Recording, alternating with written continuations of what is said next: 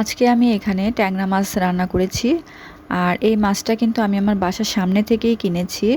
যেহেতু আমি যেখানে থাকি এর খুব কাছে একটা ছোট নদী আছে। তো দেখা যায় নদী থেকে অনেক ধরনের মাছ তুলেন প্রতিদিনই, তো আমাদের বাসার সামনে এসে বিক্রি করেন। আর আমাদের যদি পছন্দ হয় তাহলে তো আমরা অবশ্যই কিনি। আজকে যেহেতু ট্যাংরা মাছ দেখেছি তো আর লোভ সামলাতে পারিনি। আসসালামু আলাইকুম, কেমন আছেন সবাই? আশা করছি সবাই ভালো আছেন। আমরাও আল্লাহর রহমতে ভালো আছি। তো ট্যাংরা মাছটা আমি রান্না করেছি হচ্ছে ধুন্দুল দিয়ে, আর কয়েক টুকরো আলু দিয়েছি এর মধ্যে। ধুন্দুলটাও কিন্তু আমার গাছের। আর যেহেতু ধুন্দুল অনেক নরম একটা সবজি, এটা মাছের সঙ্গে কিন্তু খুব ভালো যায়। আপনারা কে কে রান্না করেন আমি অবশ্য জানি না, অবশ্যই আপনারা জানাবেন। আর আলুটাকে আমি পেঁয়াজের সঙ্গে একটু ভেজে নিব। এরপর আমি মশলাগুলো এর মধ্যে দিয়ে দিব।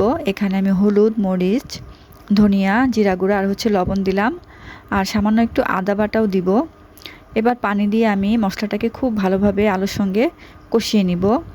তো অনেকে হচ্ছে মাছে আদা বা জিরা এগুলো খান না, তো আমরা খাই, যার কারণে আমি একটু দিয়ে দিলাম। এবার আমি একটু ঢেকে মশলাটাকে খুব ভালোভাবে কষিয়ে নিব। আর মশলাটা অবশ্যই ভালোভাবে কষাতে হবে, না হলে কিন্তু তরকারিটা খেতে ভালো লাগবে না। এবার আমি কেটে রাখা ধুন্দুলগুলো এর মধ্যে দিয়ে দিব।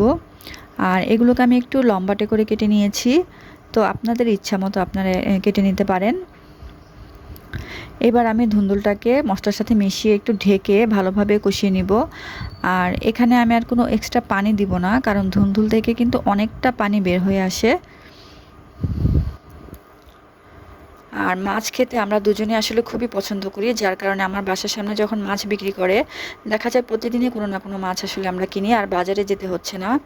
মানে এখন বেশ ভালোই সুবিধা, বাজার থেকে মানে কেনা লাগতেছে না। আর এই মাছগুলো খেতে কিন্তু বেশি ভালো লাগে, ছোট মাছগুলো বিশেষ করে। তো দেখেন আমার ধুন্দুলগুলো কিন্তু কষানো হয়ে গেছে। এবার আমি মাছগুলো এর মধ্যে দিয়ে দিব। আর আমি কিন্তু এখানে কাঁচা মাছটাই কিন্তু দিয়ে দিচ্ছি। অনেকেই হচ্ছে মাছ ভেজে রান্না করেন, তো এটা আসলে যার যার ইচ্ছা। তবে আমার কাছে কিন্তু এই ধরনের মাছগুলো মানে না ভেজে রান্না করলে বেশি ভালো লাগে। আর একদম টাটকা মাছ সকালবেলায় মানে নিয়ে আসা হয়েছে। আপনাদেরকে যদি আমি ভিডিওটা দেখাতে পারতাম তাহলে বুঝতে পারতেন। তো এবার আমি মাছটাকে এর ঢাকা দিয়ে ভালোভাবে কষিয়ে নিব। আর মাছটা আসলে সেদ্ধ হতে খুব বেশি সময় লাগে না, আর খুব তাড়াতাড়ি রান্না হয়ে যায়।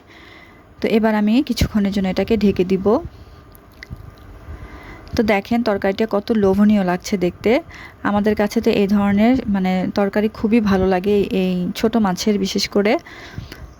তো কে কে এই ধরনের খাবার পছন্দ করেন বা রান্না করেন জানাবেন। আর ভিডিওটা ভালো ভালো লাগলে একটু লাইক দিয়ে যাবেন। আর ভালো থাকবেন সবাই। আল্লাহ হাফেজ।